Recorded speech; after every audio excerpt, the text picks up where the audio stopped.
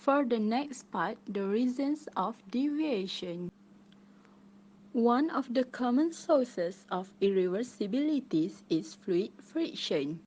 It causes the pressure drops in the boiler, the condenser, and the piping between various components. As the result, steam leaves the boiler at a lower pressure.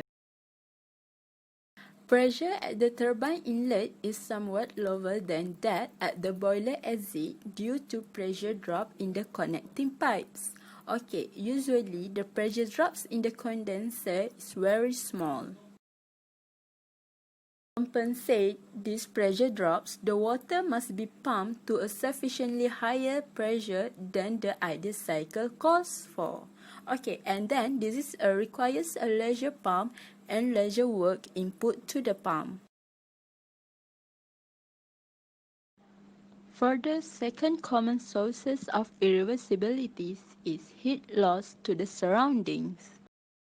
To maintain at the same level of network output, more heat needs to be transferred to the steam in the boiler to compensate for these undesired heat losses. As a result, cycle efficiency is decreased.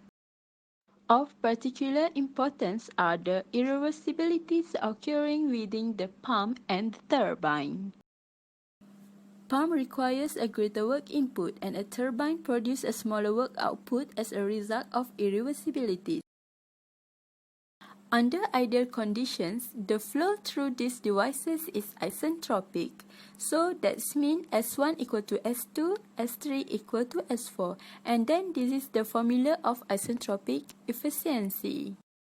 Graph the effect of pump and turbine irreversibilities on the ideal Rankine cycle.